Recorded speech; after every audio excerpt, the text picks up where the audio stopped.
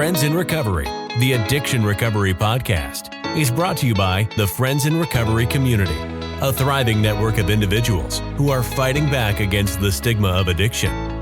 Join our hosts as they speak up about the real issues of addiction, treatment, and recovery.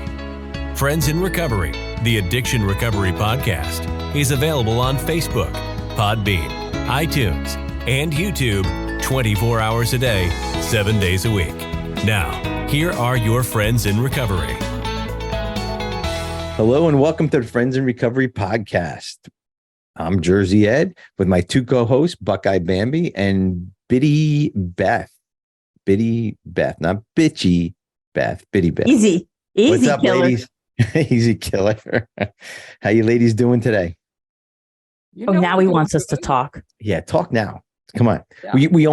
We only did an hour before the show. Like, sorry, Carl. Carl should just like, we should stop here and then just put the rest of the show in here, right? I mean, it was a good show, but see, that's the thing. You have to join our group to get the pre stuff, like all the good stuff, like this stuff. Don't say that because now everyone's unjoining. They're canceling it. No, like I don't want this shit.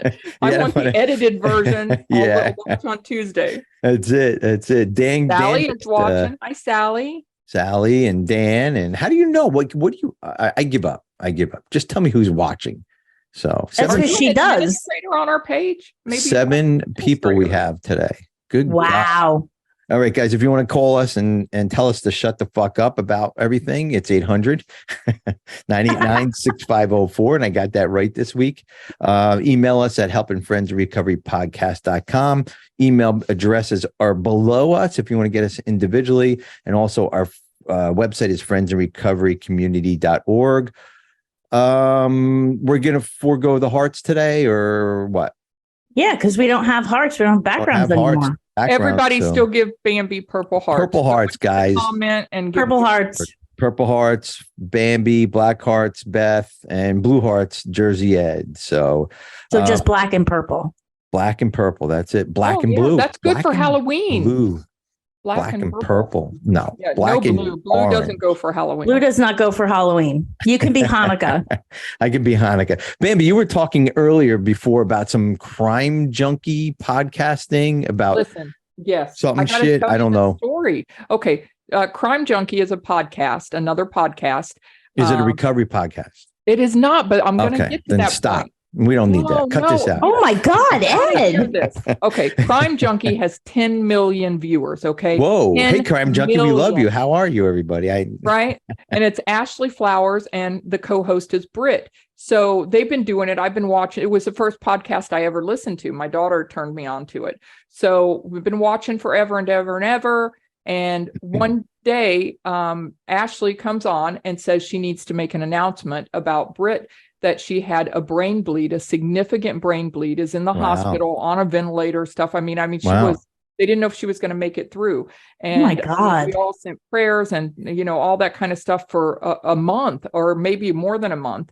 And she ended up coming out of it. She's perfectly normal now, perfectly normal. But she, came on the show after, I think it was a few months she was off. And when she came back on the show, the first show, and this takes a lot of frickin' courage, she told people that she had been, she was in the hospital for however long, but then she went to a rehab after that for alcoholism. And she was there for maybe 60 days. I don't know. I don't know the exact date, but she was there for a long time. And she wanted people to not be ashamed or hide this disease because nobody knew. Her best friend is the host, Ashley. Wow. And nobody in her life knew that she was an alcoholic. Nobody had a clue. God. Nobody knew. And she said, don't be ashamed of it. Don't hide it. Take care of it. And what kind of guts? 10 million viewers. Now we come on for our little group and we say that we're in recovery, but this woman didn't have to come and do any of that. And she told 10 million people that to raise awareness. Wow. So this is Crime Junkie and has nothing to do with recovery. Nothing. Wow. So that's incredible. Should we just keep saying crime junkie, crime junkie, crime junkie, crime junkie until they watch? Yes, people should go and listen, because it's really good. They do unsolved murders or unsolved crimes and try to get the public involved to solve these things. And they've had a lot of successes. So she's being of service. That's what she's doing. Which is what is going to keep her sober. There you go. And I think everybody on here listening should go to Crime Junkies and say, hey, congratulations on blah, blah, blah. Listen to Friends in Recovery. It'll help your recovery. Right? Okay, guys. So let's do that. All 3 of you that are here in the room and all 4 of you who listen regularly and 5 who's subscribed. Please do that. No, we have more than that. I think we have 6 or 7. But anyways, so Crime Junkies, it's not about, nothing has to do with recovery at all. No, she's just a brave ass woman, Yes, she is. So do they so it's not like a story like welcome to Crime Junkies. I was a late August night hot. No, they come on and they say today's story is about a young girl that was 18 and like real stuff. They're all real crimes and they're all unsolved. So, and so they say somebody knows something about this, about what happened to, Bill and Crime Bob. Junkies. All right. 10 million people. So, all right. Well, congratulations to Ashley Flowers, right? Ashley Flowers. No, Ashley's the host. It's Britt. Britt, congratulations. Britt, thank you for your bravery. Yeah, and we'd love to have you on this show. You can see how wrong it's going, but maybe you can right the ship up for us. You can tell us how to be successful, please. Yeah, she has 10 million. We have 10. Like, we're doing something wrong. Like, completely No, we're wrong. not. We're not doing anything wrong. We're just not doing it as good as we could. You think? Well, that's why you got rid of the backgrounds, guys, right? Right. We're working on it. We're working on it. We're revamping. We're revamping everything, right? Yeah. So that's it. So anyways, speaking of podcasts, Beth, since we're on a podcasting, Beth, anything podcasts you listen to? I actually listened to a podcast called Lead to Win. Lead to Win. Yeah, it's a podcast about work-life balance. It's basically what it comes down to. And it's kind of splintered over the years into like a lot of different stuff, but the first couple of years I used to listen to it religiously, but it's all about like figuring out how to organize your work so that you're working when you're working and you're not working when you're not working. So work it if you're worth it. Work it, you're worth it, right? Work it, you're worth it, baby. Yes, that's it. Yeah, absolutely. So I don't know. I don't even know what we're going to talk about, but you know what my favorite podcast is since we're going on? Soberpod. Why would you guess that? Why? Because we love maybe Carl. I do have another Carl podcast. I do have another favorite podcast besides Carl. You do? Well, you better save it for next week. You think? Yeah. All right. I'm trying to get her on the show too, and she is in recovery. We're not in 40 minutes. We're in like 5 minutes now. No, the next show that we're doing is. Oh, all right. Oh, yeah, that's right. Okay, yeah. Stay tuned. Whatever. Minutes. Okay. All right. So Soberpod, of course, Carl and Chelsea, they do whatever they do Soberpod over there, and just go listen to them. And also this book that we're going to read from today is 366 fucking days sober. Go get it, guys. I read it every morning, seriously, and. I was thinking today that maybe we can have Carl sign a copy or two. And then if somebody puts comments below, not now, I mean, you can still put comments below, but we can send them out a copy of the book, a signed book, right? Like draw names out, everyone that leaves comments on our podcast. Yeah. On YouTube. Yeah, on YouTube. Yes, on YouTube. So look for that to come up, and maybe next show we might be able to do that. So anyways, let's see. So do you want to read 30? Do you want to read today? Because today is really good. It's really good today. So I think we're just gonna kind of be cheesy and do it, like read this and then talk about it. Yeah, I was going to use this day today for my meeting, but there were too many fucks in it. I couldn't do it for my meeting. So I had to read tomorrow's and do my meeting on tomorrow. So, but today, give a fuck. Give all the fucks you can give. We all need a helping hand, and we all certainly need a smiling face in our lives that is willing to show that they care. Remember that person in your own life? When everyone ran the opposite way, the only person running towards you gave a fuck. Those good-hearted angels, godsends, altruistic superheroes give all that they could provide. Looking back, it's easy to see those people's impact, the seeds they planted, and how patient and loving they really were. They gave of themselves with no promise of success.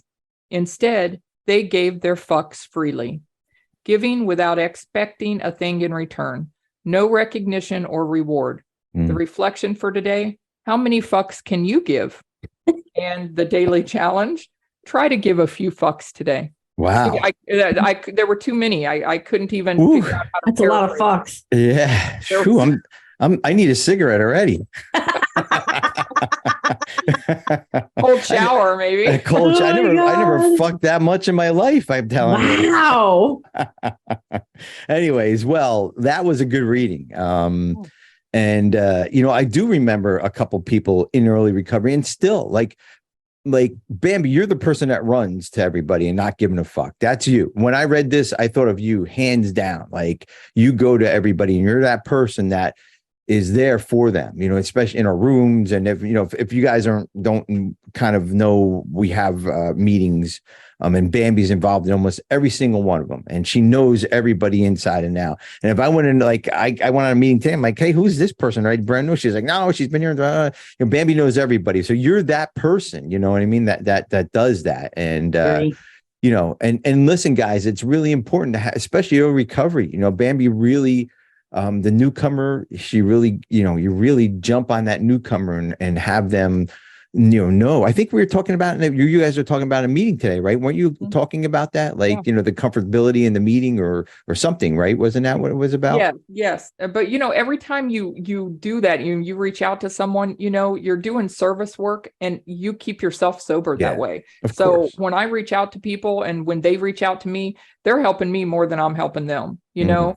And truly, because, sometimes I'm in a funk, and someone will text and say, hey, I'm trying to get in the meeting, or I can't get on the meeting, or this link won't take me there, or, hey, I'm having a bad day, or blah, blah, blah.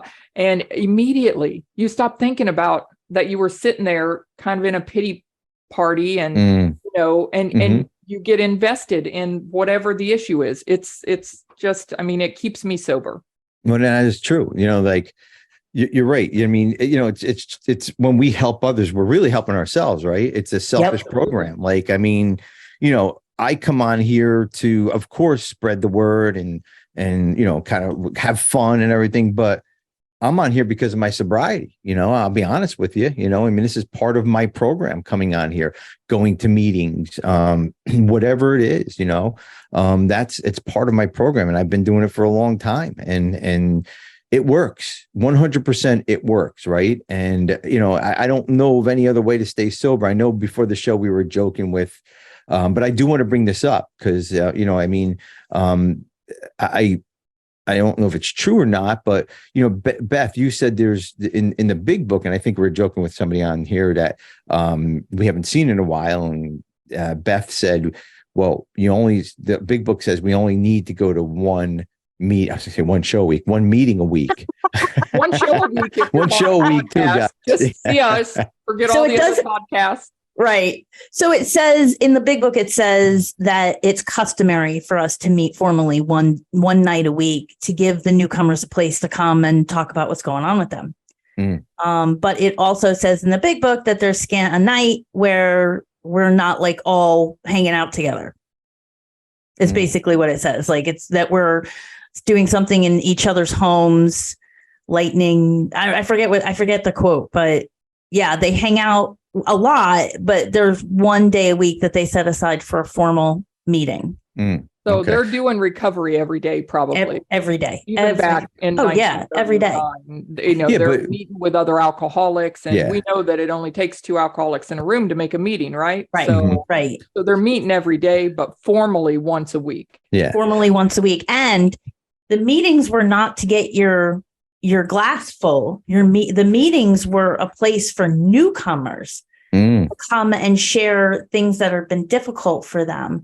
And I think that there's like so much has been lost in the fellowship over the years that like I've had sponsees with like years sober call me and just be like, this happened like 2 weeks ago.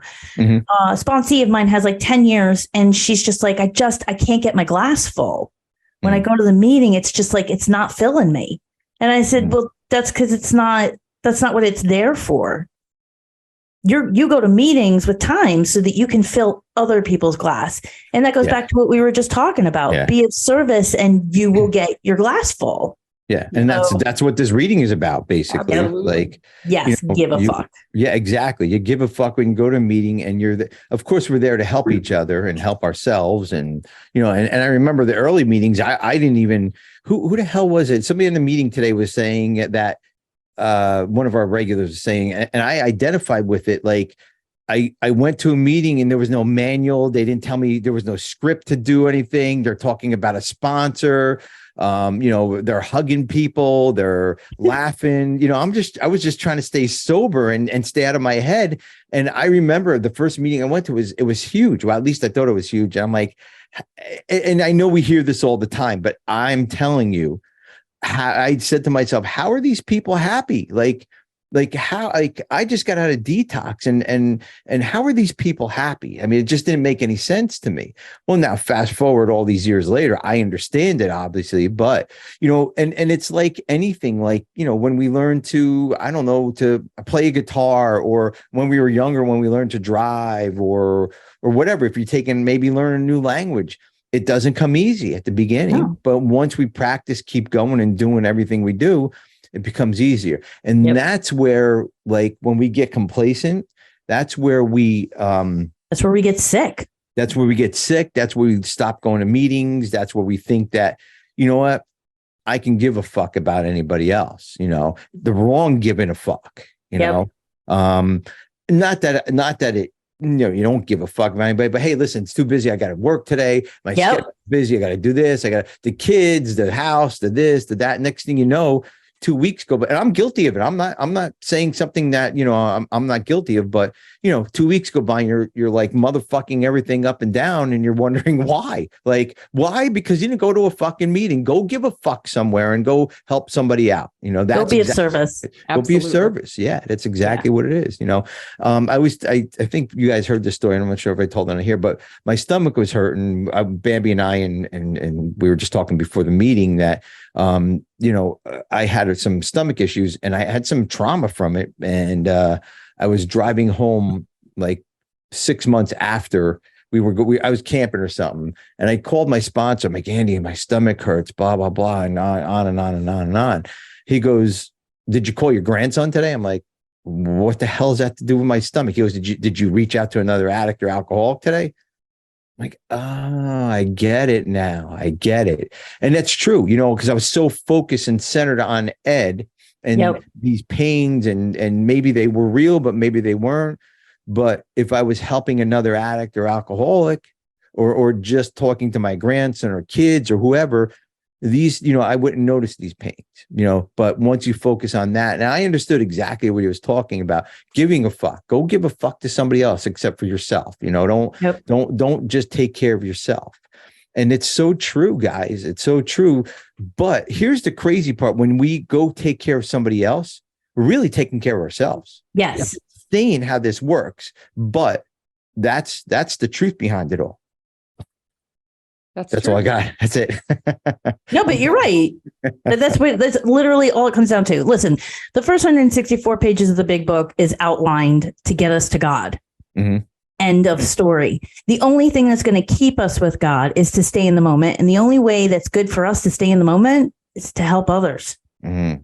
It literally, all of those pages and all that work that we do, it all boils down to that. Yeah.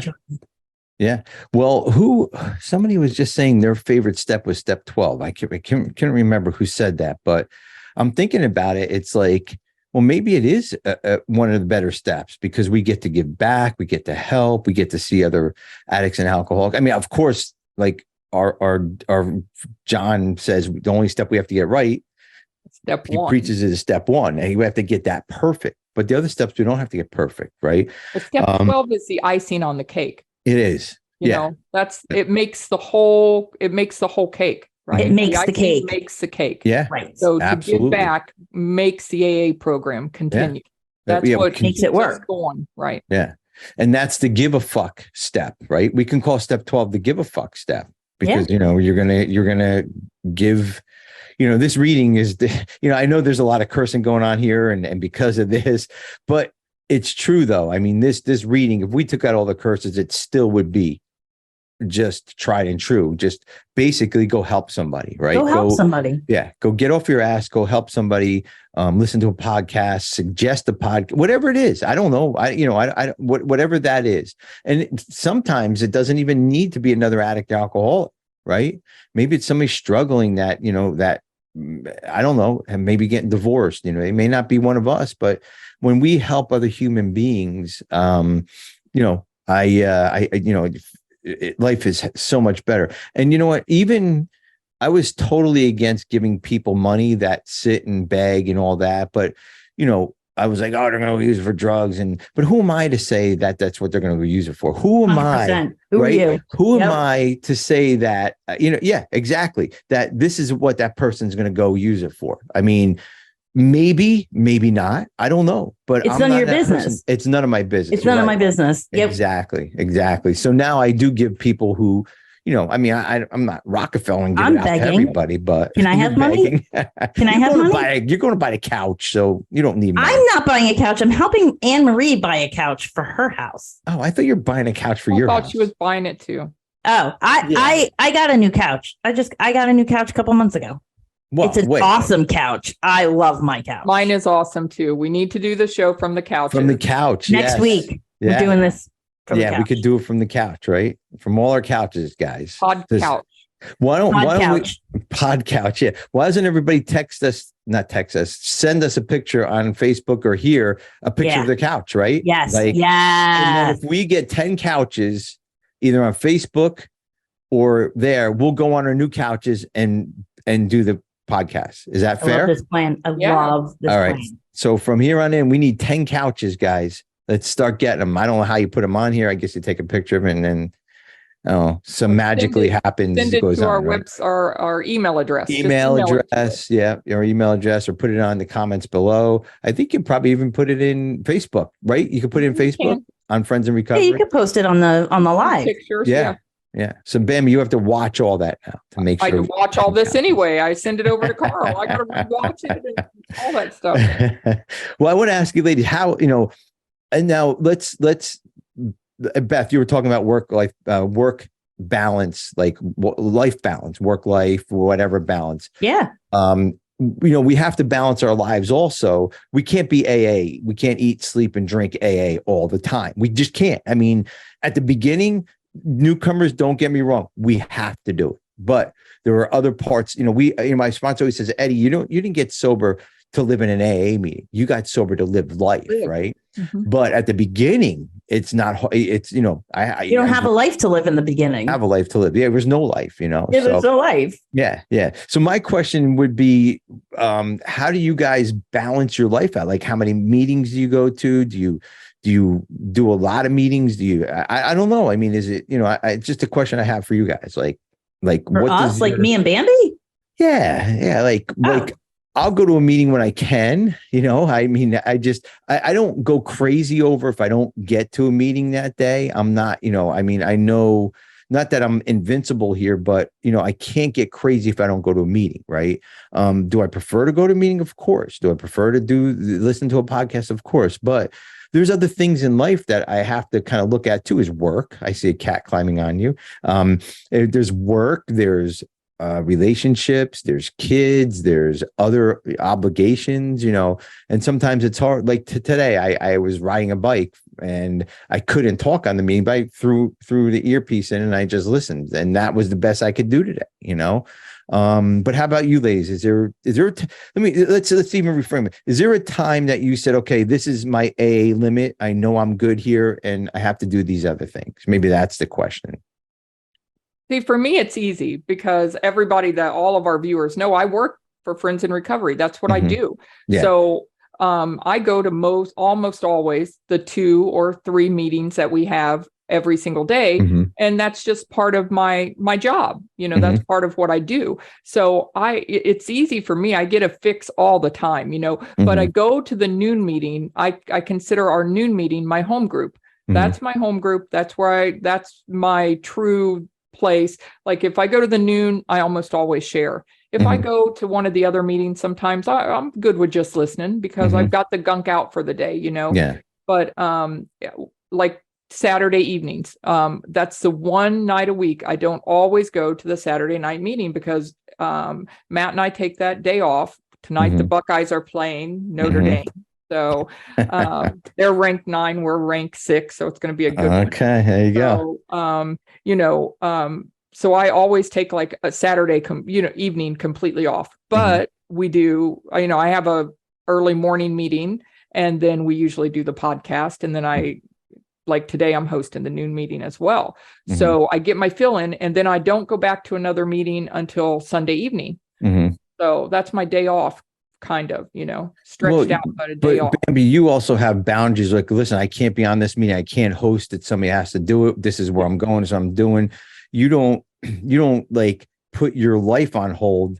No. To do a meeting, and I'm not saying that's wrong or right to do that, but we have to have that outside world. I know I have to have time for exercise, for family, for work, for all that stuff, because if it's not balanced, then AA isn't working properly. Right. It's just not working properly. So how about you, Beth?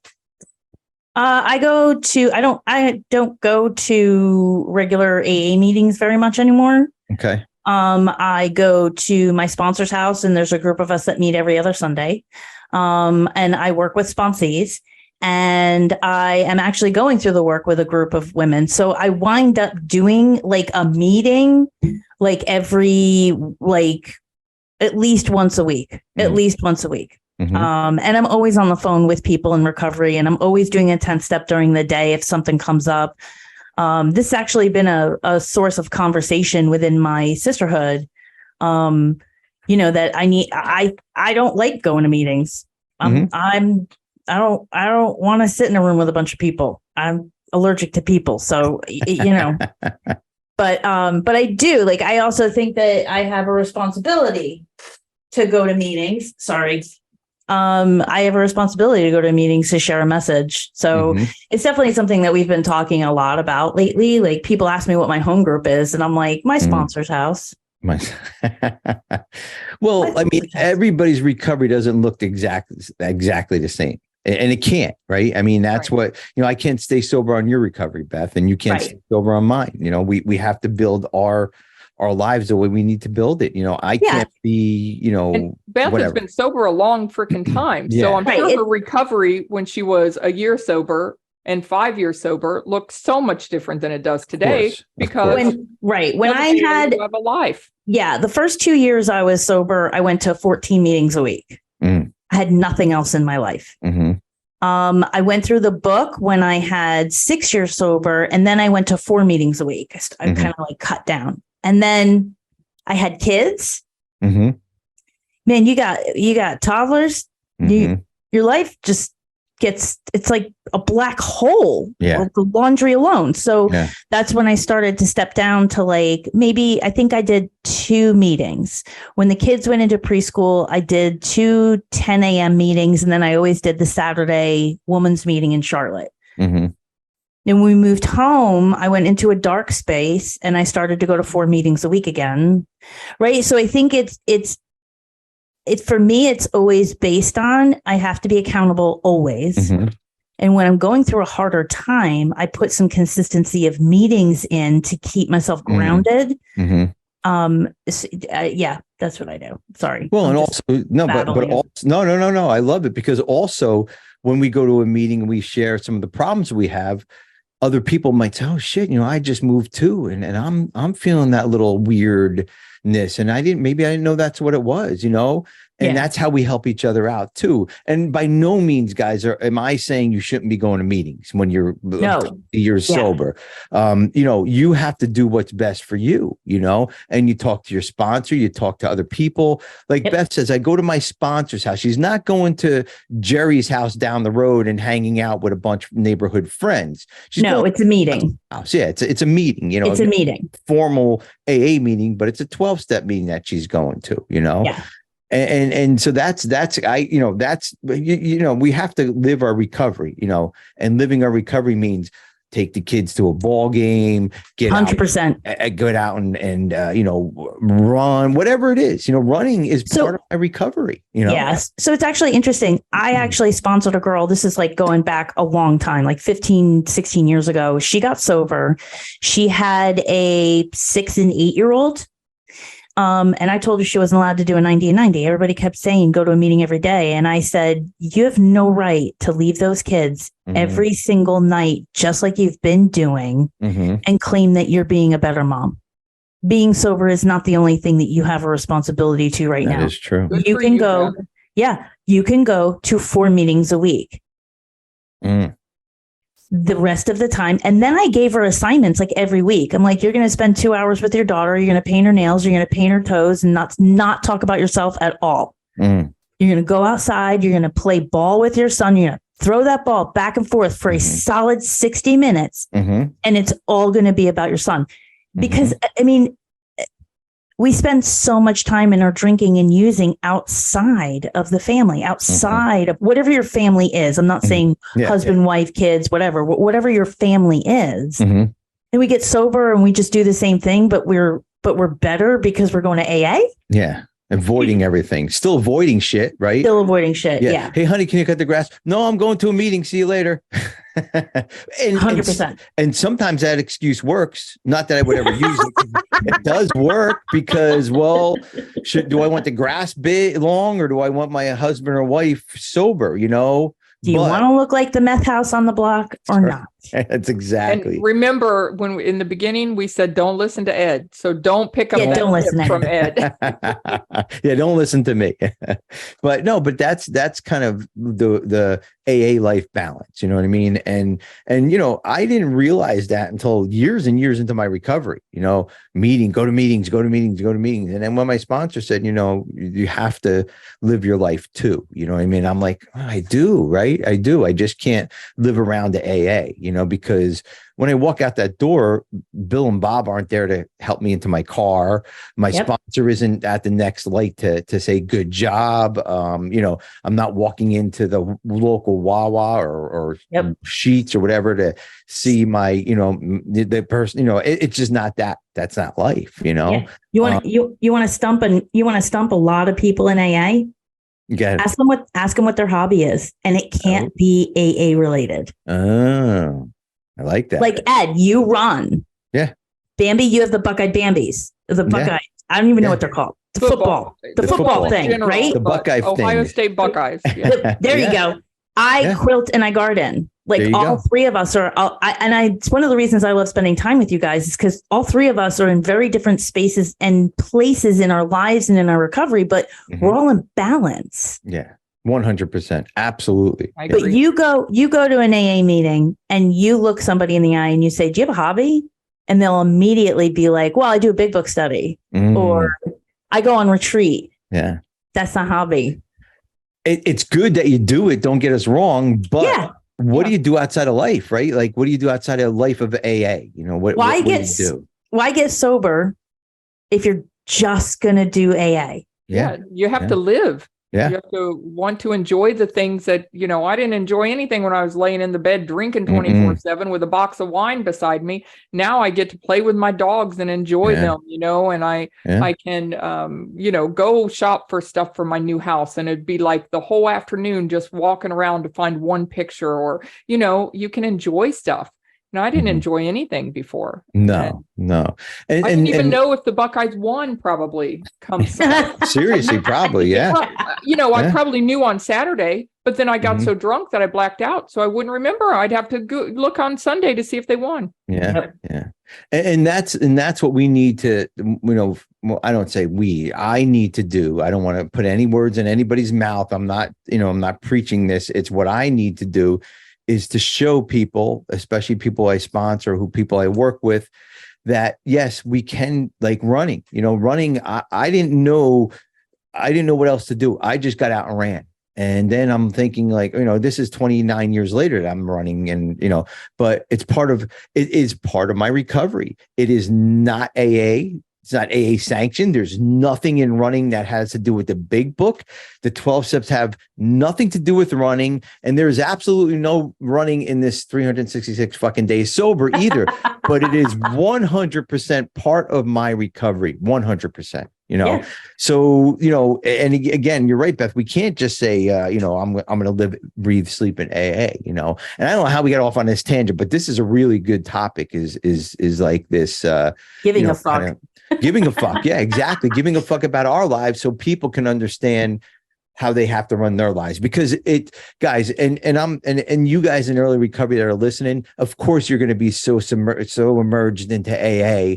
You're going to be like, well, I don't understand that, but you will, as you start able to let that rope go a little bit more, that you're getting all these tools so you can get out there a little bit more. You'll see what we're talking about, because that's where we're at. And Beth, you made the perfect point. All three of us are in our recoveries. We were all three of us has a totally different recoveries, really good recovery. And we do totally different things. Yep. Bambi goes to a lot of meetings. I go to a few. You don't like going. Honesty, man. Like I don't like going to meetings because people are there, and that's okay. That's okay. It is okay. It is. But, but as long as we're talking about it, as long as we're doing some AA things, right, there's nothing wrong with it, And I think that's my opinion, guys. That is it. But I think you said it. You summed the entire thing up. It's about honesty. Yeah. How many people go to AA? And if you're listening to this, really ask yourself, when you're in a shitty fucking spot, you're dark as fuck, dark night of the soul kind of shit.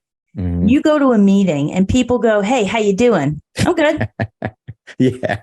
Like, let me tell you something. When you go to an AA meeting, that's where you're supposed to show the worst parts of yourself. Mm. Like, I get it. We all get up and we do the things and we do all the things and we got to act like a grown up and we got to pay the bills and we got to go to work and not kill people. But it's like, you go to a meeting, that's where you say, I really want to kill somebody right now, or I want to kill myself. Like, how many people are in AA and they're just like, I shouldn't feel this way because I'm X amount of time sober. Yeah, absolutely. 100%. That is so true, Beth. Yep. I mean, 100% true. Just because you got a lot of time, just because you go to a lot of meetings, just because of sponsor a lot of people, you're still a fucking human being, guys. Everybody take a moment and pinch yourself. If it fucking hurts, you're alive and you're just like the rest of the world. We all have those problems, guys. And getting into AA doesn't mean because you're going to go to 1,000 different meetings in your first year, doesn't mean the divorce may or may not happen. Doesn't mean that the DUIs may or may not happen. Doesn't mean that, you might lose your job or your business or whatever it is. That doesn't mean anything.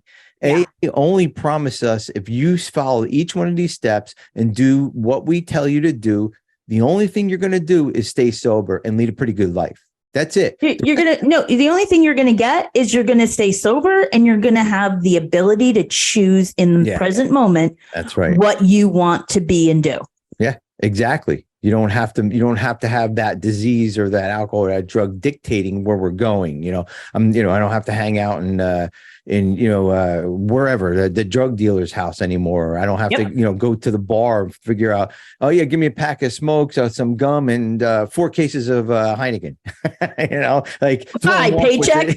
Yeah, right. Exactly. But no, that's what drove me was that life when I had it. That's what my life was, and then AA came along and, we're always in different seasons in our lives. Always. Yes. I mean, you always have to kind of be aware of what season you're in. It could be a bad season. It could be a good season. It could be whatever it is, a learning season, but we have to make sure we're aware of that and understand that, like we're it's okay where we're at as long as we're, what Beth said, being honest. Be honest. Yeah. And that's it. And that's it. There's nothing else for me anyways. Is the minute I'm not honest, or the minute I'm like, maybe I shouldn't tell that person this, or maybe I shouldn't, then something's up, man. Then something's up. And I have to really do some reflecting and really kind of understanding, like, okay, well, maybe my program isn't as strong, or whatever it is, or maybe I need to work on that piece, So anyway, and think about it, like, there's at some point you're like, oh, I can't be honest anymore because I just seem like I'm bitching. Yeah, so do something about it. Yeah, exactly. Like that's where it's time to maybe pick up the book again, or get a sponsee, or be of service. Give a fuck about somebody else. Like, get out of yourself. Right. But if I'm not honest, nobody can give me that feedback, and I'm just going to stay in it. That's right. You're going to be stuck. Nobody likes a dirty diaper. You stink. That's the self-pity, the martyr, the victim, all that stuff. And that's easy to get into, though. I don't want to go off on a whole nother tangent, because we're going to wrap it up here in a minute. But if you don't get out of that, then you think that's normal. Then you think everybody's like this. And then when you hear somebody at the meeting saying, hey, I just celebrated 10 years and, my life is really good. I only go to 3 meetings a week. That motherfucker only goes to 3 meetings a week. What the fuck? I go to 7 meetings a week and I'm fucking miserable and shit, like, maybe you should look at that. Exactly. It's not the quantity, it's the quality, I think, is kind of what we're talking about here. It's the quality 100%. Of what you're doing, how you're living your life. Just because you go to 100 different meetings a week doesn't mean you're applying them to your life, So, ladies, any closing words on this? This was a good topic. I didn't even know we were going to go this way, and I love when it's just us. I gotta tell you, I really love when it's just us too. I know. Well, that's good, because I don't have any guests for a while. So I'm glad you both enjoy it. Oh shit. we better figure our shit out. I'm going to listen to a lot of Soberpod and take some of their ideas, I guess. No, just kidding. Well, guys, if if you guys are listening, please, thank you very much for all the comments and Facebook, everybody who does the comments. Don't forget, put the couches. Let's see the couches, 10 couches. Next week we do the show, or the following week we do the show from the chair, from our couches, our new couches. Yeah. And, there's just, just if you need anything, those numbers are there for a reason. Reach out to another addict, alcoholic. You don't have to reach out to us, reach out to somebody and ask them how I should live my life. Right. Like that's again, being honest. Like, how do I live my life? I'm going to AA meetings 10 times a day. And that's not living. Ask, reach out, because I'm sure somebody will give you some direction somewhere, somehow, And, in the meantime, as you're doing that, this is what we always say. Stay sober, everybody. This concludes this episode of Friends in Recovery, the Addiction Recovery Podcast. Follow us on Facebook for past shows and updates, and enjoy free access to twice daily support meetings. Friends in Recovery, the Addiction Recovery Podcast, is available on Facebook, Podbean, iTunes, and YouTube 24 hours a day, 7 days a week.